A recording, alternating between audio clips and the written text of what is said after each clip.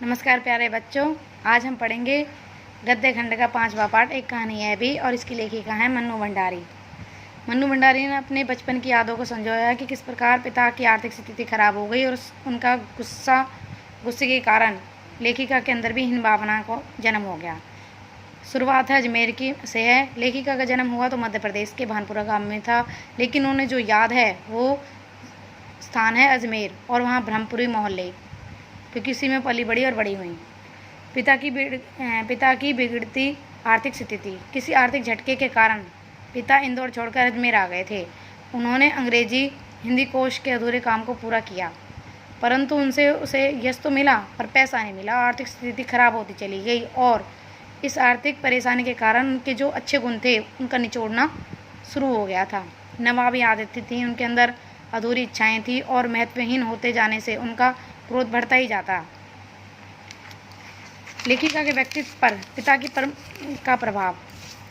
बचपन में लेखिका मरियल थी, काली थी, दुबली थी और उनसे 2 साल बड़ी बहन खूब गोरी और स्वस्थ थी। प्राय पिताजी बड़ी बहन की प्रशंसा करते, इससे लेखिका के मन में हीन ग्रंथि बैठ गई। वो अपने आप से ही नफरत करने लगी। अतः आज भी जब लेखिका को कोई सम्मान मिलता है तो उसे विश्वास नहीं होता। लेखिका की माँ बहुत धैर्यशाली थी।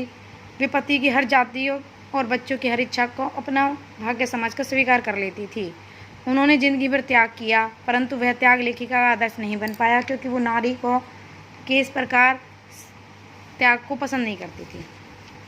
आगे पाठ उन्होंने पास पड़ोस का भी जीवन के बारे में बताया है, क्योंकि उस समय जो आसपास का पड़ोस था वो घर जैसा होता था।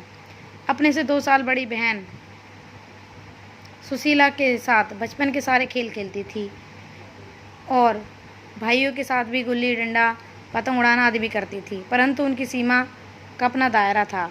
उन दिनों घर का मतलब पूरा मोहल्ला था। लेखिका सोचती है उन दिनों की तुलना में आज महानगरों के फ्लैटों का जीवन कितना संकुचित हो चुका है, क्योंकि आजकल वो प्रेम नहीं रह गया।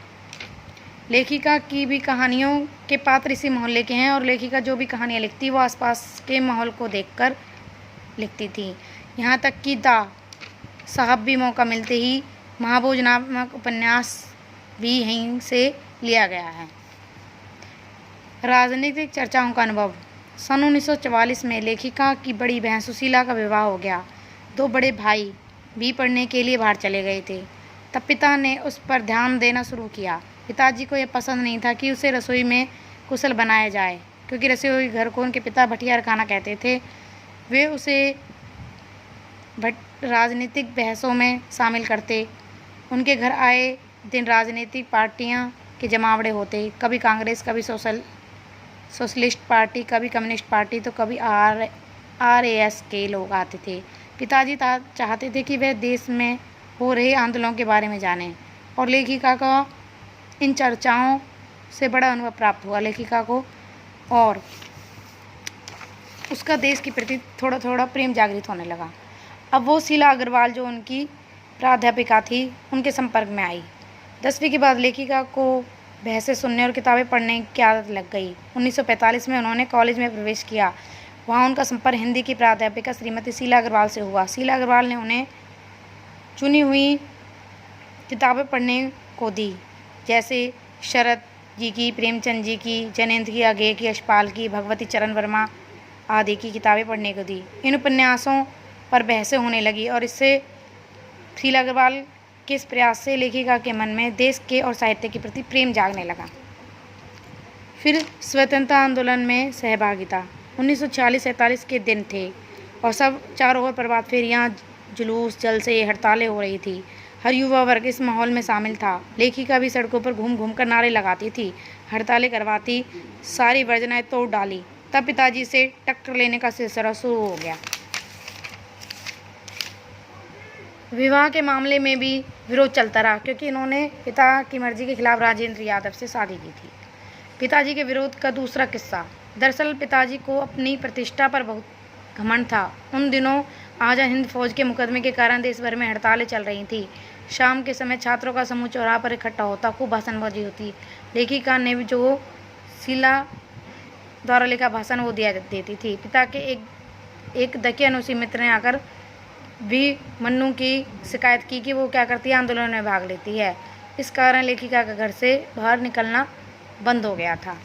अब इस सबसे पता चलता है इस कहानी से कि लेखिका के अंदर देश प्रेम की भावना बहुत ज़्यादा बढ़ गई थी। क्यों? क्योंकि उसने शीला अग्रवाल जो उसकी प्राध्यापिका थी, उसने उसको बहुत सारी किताबें पढ़ने को दी, जिससे उसका देश के प्रति प्रेम जागा।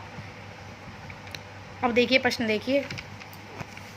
पहला प्रश्न है, एक कहानी यह भी के आधार पर बताई कि लेखिका के व्यक्तित्व पर किन किन व्यक्तियों का प्रभाव पड़ा था। एक तो उनके पिता का और एक जो उनकी प्राध्यापिका थी शीला अग्रवाल का। एक कहानी यह भी में पिता के शक्की स्वभाव का क्या परिणाम होता था तथा इनकी चपेट में कौन आती थी। एक कहानी यह भी पिताजी के शक्की स्वभाव का परिणाम होता था कि वो कैसे हो गए, वो गुस्सैल होते चले गए और लेखिका की माँ ही उसके चपेट में आती रहती थी। तीसरा है, मन्नू भंडारी की अपने पिता से वैचारिक टकराव के कारणों को उल्लेख करो। मन्नू भंडारी के पिता वैसे तो चाहते थे कि वो घर में आए राजनीतिक चर्चाओं में भाग ले, लेकिन वो उसका बाहर निकलना पसंद नहीं करते थे। इस कारण लेखिका और उसके पिता में वैचारिक टकराव हो गई, क्योंकि लेखिका क्या करती थी, आंदोलन में भाग लेती थी। ये पिता को बिल्कुल भी पसंद नहीं था।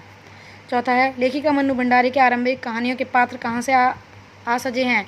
हमेशा लेखिका जो मन्नू भंडारी थी वो हमेशा उसके पात्र सारे आसपास के ही होते थे। इसके बाद है, लेखिका मन्नू भंडारी के पिता रसोई घर को क्या मानते थे। लेखिका मन्नू भंडारी के पिता रसोई घर को बटियार खाना मानते थे, क्योंकि वो ऐसी जगह है जहाँ पर जो नारी है, स्त्रियाँ हैं, उनकी प्रतिभा को झोंक दिया जाता है। पांचवा देखिए, देश के स्वतंत्रता आंदोलन में मन्नू भंडारी की भागीदारी के 2 उदाहरण दो। उन्होंने क्या किया, बहुत सारे भाषणबाजी करी और आंदोलन में भाग लिया, इधर उधर जाकर हड़तालें कराई, जुलूस निकलवाए। छठा प्रश्न है, एक कहानी यह भी आपको क्या प्रेरणा देती है कि हम सबको देश के प्रति कुछ ना कुछ करना चाहिए अपने स्तर पर रहकर। सातवां है, लेखिका की माँ लेखिका के लिए आदर्श क्यों नहीं बन पाई। क्योंकि लेखिका की माँ लेखिका के लिए कभी आदर्श नहीं बन पाई, क्योंकि वो दब्बू किस्म की थी और वो उसके पिता की जातियों को सहन करती रहती थी। ये सब लेखिका को पसंद नहीं था। आठवां प्रश्न, लेखिका का व्यक्तित्व घर में बंधा क्यों रहा। शुरू में लेखिका का व्यक्तित्व घर में बंधा रहा क्योंकि उसके पिता उनको बाहर नहीं जाने देते थे। प्रश्न 9, लेखिका के पिता कॉलेज प्रिंसिपल से मिलकर गर्वित क्यों उठे। लेखिका के पिता कॉलेज प्रिंसिपल से मिलकर गर्वित इसलिए उठे क्योंकि उन्होंने लेखिका के बारे में कहा कि जब लेखिका कहती है तो सारा कॉलेज उसके एक इशारे पर खाली हो जाता है, सारी लड़कियां उसका कहना मानती है। इससे वो गर्वित उठे कि मेरी लड़की कितनी चलती है कि सब उसका कहना मानते हैं। डॉक्टर अंबालाल ने लेखिका के किस प्रकार सहायता की। डॉक्टर अंबालाल एक बड़े प्रतिष्ठित व्यक्ति थे और उन्होंने लेखिका के द्वारा जो हड़ताल और जो भाषण दिया गया चौराहे पर, उसकी तारीफ आकर उसके पिता से की। इस प्रकार उन्होंने उसकी सहायता की। अब आपको ये सारे प्रश्न उत्तर लिखने हैं और याद करने हैं।